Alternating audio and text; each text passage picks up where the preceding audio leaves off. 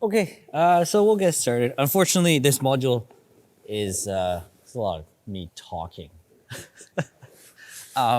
So we're going to be starting guard retention. As I was talking about before, guard retention, it's really important, but it's really difficult to teach because unlike other moves like how to pass the half guard or something, it's not a contained position or it's not like a submission.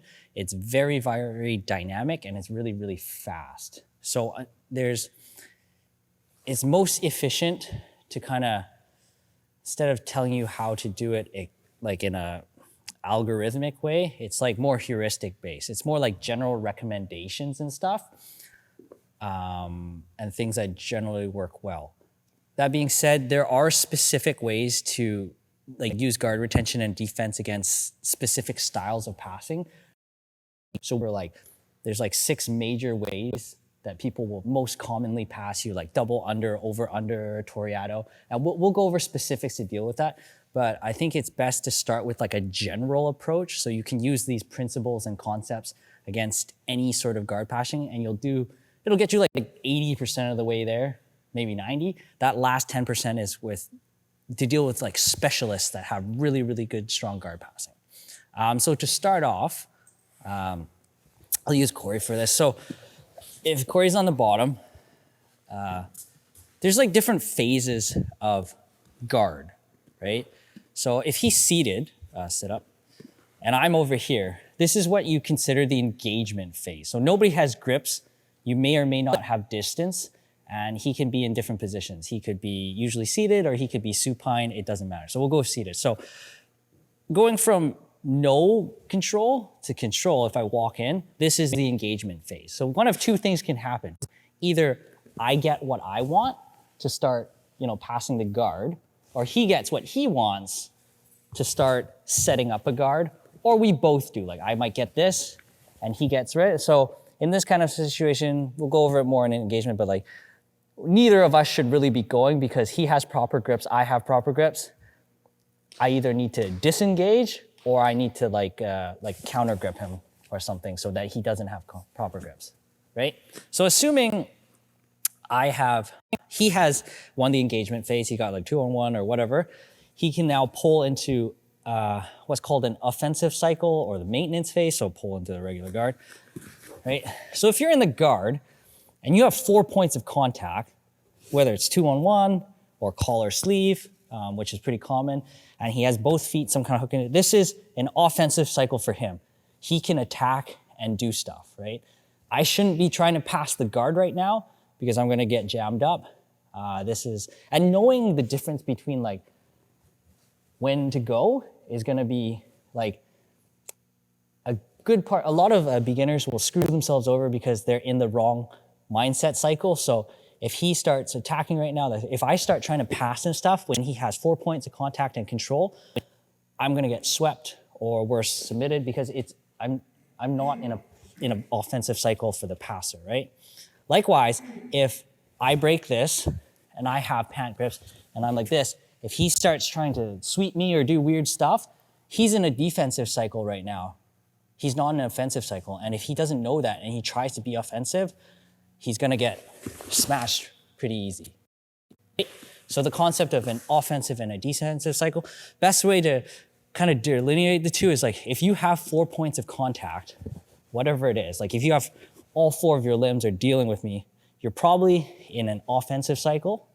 If you have anything less than that, where you only have 1 or 2 or nothing, you're in a defensive cycle. You want to get to, so you shouldn't be on the bottom doing anything offensive unless you have 4 points of contact, right?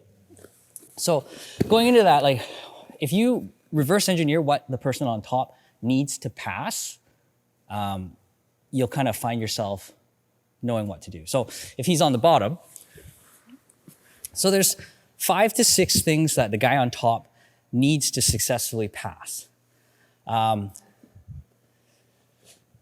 guy on top needs to have 2 points of contact, right? So I need to have, a double pant grip or like a collar knee grip, something, right? And ideally, I need you on the bottom not to have 4 points. So something like this is really, really good, right? So I have 2 points of contact. I need to change change the angle from center line. So if you draw a line straight through, center line, sorry. So I have grips, I have an angle, right? The next thing I need is I need distance. I can't pass them. I mean, I could, but eventually I need to change the distance to come in, right? So that's the third thing. And then I need to change the level. I need to come down. So the fourth thing. And the fifth thing is I need to pin. And I pass the guard. Right? So again, you can call it 6 if you're like, if he has 4 points of contact, the first thing I need is to break so he only has 2. Then I need to get 2. Then I need to get an angle, right? I need to get distance. I need to change the level. And then I need to pin, ideally, right? So if you line this way, if you think of the body, there's a center line, and then there's like a right side line and a left side line, right? There's also a knee line, hip line, kind of shoulder line, right? So if we're standing like this and, you know, this guard, I'm center line's in. If I move outside of his center line, it's a problem. So if I move out here, I'm outside of his right side line, right? And then if I move up in terms of distance, I pass his knee line and I'm at his hip line. Where the sideline meets the hip line is like, that's when things start to fall apart. That's when the threat level gets pretty high. Depending on what the threat is, you're gonna use different guard retention movements to deal with it, right? So depending on what phase you're in, like let's say I just have 2 pant grips, right? So I have one of the 5 things I need to do. A simple retention movement might be just circle your leg out and kick my arm off. So like now I no longer have 2 grips, simple retention movement, low risk to him, right? If I grab it again, he might do the same thing again. Just break it off, right? So the things I need to pass the guard, those 5 things, are linear, right? I can't be like, oh, here, and then come get, I need to get grips first, and if I don't get those grips, I won't be able to change the angle appropriately. Make sense? Because if I don't have grips or anything, I change the angle, he'll just move, right? So that being said, if I get 1 of 5, I get 2 of 5, I get 3 out of 5, almost 4. This is like bad news, right? So at this point, he would use that little leg circle pummeling. It's not going to do anything at this point. He needs to do bigger movements like a rollout or a hip heist or an inversion or something big time, right? That's more risk to him to get away because the threat is kind of higher. Make sense? Yes? Right? So again, if you work off those 5 things initially, you'll get a lot.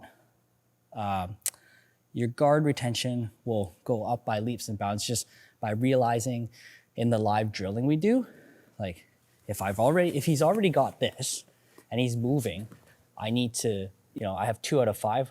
What am I going to do next? I'm going to probably close the distance. So you do stuff like your frame, right? So he's prevented that close the distance. Then he backs up from there. He's going to try to like maybe break the grips. So he broke the angle, right? Now he's going to break the grip. And if I don't recognize that this isn't the time to be passing yet, then I get stuffed. Make sense? So it's like you have to educate yourself on when to go and when not to go. And that's like half the battle. Because you could just capitalize on people's mistakes. If I'm here, I keep trying to come in, now he has the proper grips, and I've just walked into like an offensive cycle where he has 4 points of contact and I got like cheese. Does that make sense? Good. It's a lot of information. And unfortunately, and you guys understand why it's difficult to teach now just seeing that, right? It's not explicit. It's not like grab this and this and this, right? So what we'll do, we'll partner up and we'll do some drilling. Just having this information in your head, and we'll do some constraint drills, which I will explain, okay? So when we do drilling for this, the best thing to do is for Corey to start seated, in this case, and he'll start with the restriction of he can't grip me, right? So he's just trying to prevent me from passing his guard. And again, what does passing guard mean? It means me pinning him with my chest, with side control, whether it's a mount or whatever it happens to be. So what it's going to look like is the top person I can do whatever the heck I want, right? So I'm going to come in and I'm going to look to get grips and stuff like this. So just keeping that in mind. So in this drill, the only thing is like, you're going to concede the grips right off the bat. So he's not going to have grips. So if I push him up here, right? But now he's going to work to not let me get any sort of angle to the best of his ability. And just use natural movements for now. We'll go over more like high legs and step overs and stuff. But basically, he's just not trying to let me get that angle, right? And then he's trying to also use frames and stuff to keep me at a distance, hip escapes to get away, to clear the distance, stuff like that. The only thing that you're not really doing too much is the gripping. Does that make sense? So if he can like kick into my leg and stuff if he wants to, or into my bicep from here, he just can't do it so much that like he can't break it. If I break it on my own, that's fine. He can use tension so I can't move, right?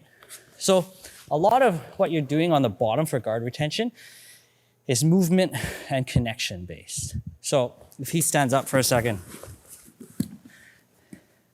if I'm on my back and I sit here like this and he moves to the side and I don't do anything, he's done, right? So I have two options. Either movement or connection. So by connection, if I just hook onto his legs now, if he moves to the side, right, it kind of drags me with him, right? And it helps me move. So just by connecting, I have movement. Alternatively, if I don't want to connect, like in the seated position, he moves to the side, I can actively move. So the two kind of go hand in hand. But that's the initial thing of how you're going to deal with a lot of people's guard passing, is just movement and connection. Does that make sense? So again, if you're just here like this, I have a little bit of connection to him here. So if he moves, it moves me, and the connection initiates the movement for me to maintain my kind of guard, right? Likewise, if I played something like a lasso or something like this.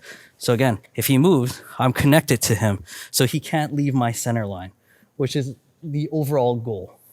Right? I'm still in the defensive cycle because this arm's doing squat. But eventually, if I can get something like this, now I'm in an offensive cycle. Right? So if he tries to pass like this, it's no bueno, right? Like I can start jacking him up.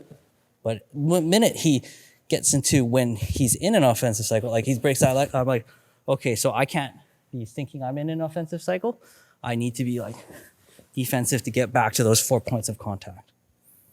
Okay?